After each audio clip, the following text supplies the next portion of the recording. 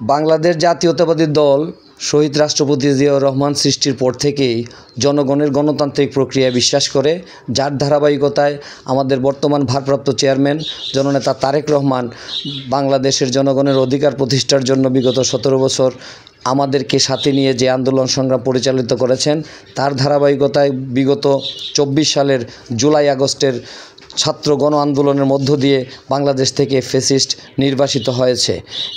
এরই প্রক্রিয়ায় গণতন্ত্রের জনগণের মনের মূল্যায়ন করার জন্য উনি বাংলাদেশের জনগণের অধিকার প্রতিষ্ঠার জন্য আমাদেরকে এখনও মাঠে কাজে রেখেছেন, যাতে আগামী একটি সুন্দর, সুষ্ঠু, নিরপেক্ষ জাতীয় সংসদ নির্বাচন হয়।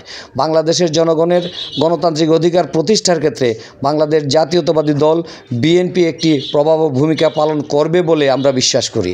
তারই অংশ হিসাবে বাংলাদেশ জাতীয়তাবাদী দল তার অভ্যন্তরীণ গণতন্ত্র প্রতিষ্ঠায় বাংলাদেশ জাতীয়তাবাদী দলের সকল ইউনিটে সরাসরি কাউন্সিলরদের ভোটের মাধ্যমে কমিটি গঠনের প্রক্রিয়া জননেতা তারেক রহমান নির্দেশ দিয়েছেন। এরই অংশ হিসাবে আগামী 6 সেপ্টেম্বর হবিগঞ্জ জেলার সম্মেলন এবং কাউন্সিলের তারিখ ঘোষণা করা হয়েছে। এই কাউন্সিলে আমি মনে করি তৃণমূলের প্রতিটি নেতাকর্মী, প্রতিটি কাউন্সিলর তাদের স্বাধীন মতামত ব্যক্তের মধ্য দিয়ে তাদের জেলা পর্যায়ের নেতা নির্বাচিত করবেন। ওই প্রক্রিয়ার অংশ হিসাবে বিগত 15-16 বছর সহ আমার রাজনৈতিক জীবনের সকল কর্মকাণ্ডের মূল্যায়নের জন্য বিগত 9 সালে আমাকে সরাসরি ভোটের মাধ্যমে কাউন্সিলররা সাংগঠনিক সম্পাদক নির্বাচিত করেছিলেন। আমি মনে করি আমি আমার আস্থার প্রতিদান দিতে পেরেছি, যার ফলস্বরূপ বিগত ফ্যাসিস্ট বিরোধী সকল আন্দোলনে আমি রাজপথে থেকে সক্রিয় অংশগ্রহণের মধ্য থেকে অংশগ্রহণ করেছি এবং আমার প্রতিটি উপজেলার পৌরসভার নেতাকর্মীরা সেই মূল্যায়নের ভিত্তিতে আমি ওনাদের মতামতের ভিত্তিতে আমি আগামী কাউন্সিলে হবিগঞ্জ জেলা বিএনপির সাধারণ সম্পাদক পদপ্রার্থী হতে চাই। এই নিরিখে আমি আমার প্রতিটি কাউন্সিলরের কাছে আমার রাজনৈতিক মূল্যায়ন এবং আমার সক্ষমতা বিবেচনা করে আমাকে সাধারণ সম্পাদক পদে ওনারা নির্বাচিত করবেন, এই প্রত্যাশা আমি করি।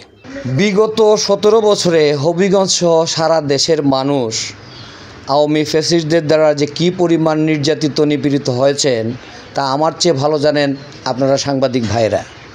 আমি মনে করি, ব্যক্তিগতভাবে মনে করি এবং বিশ্বাস করি, আপসীন দেশনেত্রী বেগম খালেদা জিয়া, জননেতা তারেক রহমান এর চেয়ে বাংলাদেশে আমরা কোনো পর্যায়ের নেতাকর্মী বেশি ত্যাগ স্বীকার করি নাই। আওয়ামী লীগের ফ্যাসিস্টের নির্যাতন, নিপীড়নের খালেদা জিয়া এবং তারেক রহমানের চেয়ে বেশি হই নাই। তারপরও একটি প্রশ্ন থেকে যায়, আমরা সারা বাংলাদেশের বিভিন্ন পর্যায়ে নেতৃবৃন্দ বিভিন্নভাবে নির্যাতিত হয়েছি, নিপীড়িত হয়েছি, নিগৃহীত হয়েছি। আমি প্রায় অর্ধশত মামলা এই কিছুদিন আগে এই সরকারের ঘোষণা অনুযায়ী প্রায় অর্ধশত মামলা থেকে, রাজনৈতিক মামলা থেকে খালাস পেয়েছি বা অব্যাহতি পেয়েছি। বিগত আওয়ামী লীগ সরকার রাষ্ট্রীয় ক্ষমতায় অধিষ্ঠিত হওয়ার পর থেকেই আমাদের সংগ্রাম অব্যাহত ছিল। মোটা দাগে যদি বলি, ইলিয়াস আলী গুমের মধ্য দিয়ে এই সরকারের নগ্ন অগ্নিমূর্তি ধারণ শুরু হয়েছিল।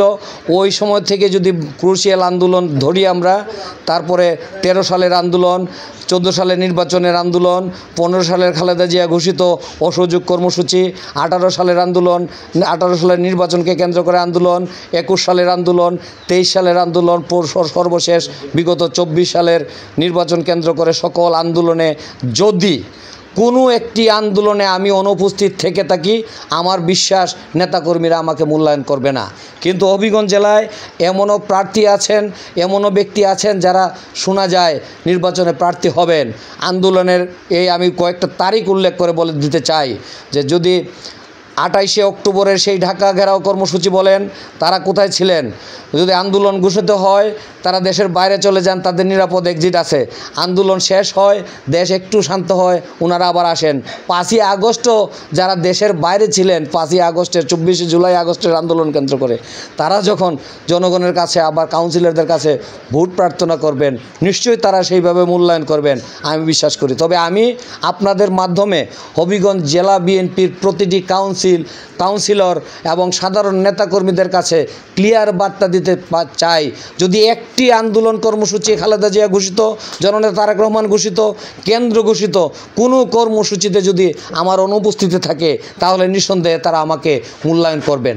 আমি বিশ্বাস করতে চাই হবিগঞ্জ জেলা বিএনপির অঙ্গ সংগঠন ছাত্রদল যুবদলের 2-1 জন বাদে জেলা বিএনপির আমার চেয়ে অধিক মামলার আসামি, আমার চেয়ে অধিক দিন দেল কাটার আসামি একমাত্র আলহাজ জিকে গৌস ছাড়া আর কাউকে যদি দেখাতে পারেন, তাহলে আমি আপনাদের কাছে বিচার দেব।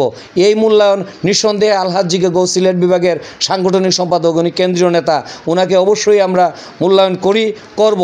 তার পরবর্তীতেও তো এই মূল্যায়নের ধারাবাহিক তালিকাটা হওয়া উচিত।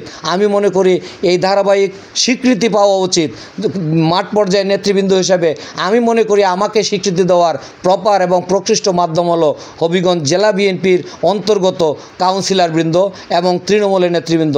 তারা যদি আমাকে মূল্যায়ন না করেন, আমার কোনো দুঃখ নাই। আমি শহীদ রাষ্ট্রপতি জিয়াউর রহমান, খালেদা জিয়া এবং জননেতা তারেক রহমানের আদর্শের বিএনপিতে আছি, থাকবো এবং ছিলামও ইনশাল্লাহ।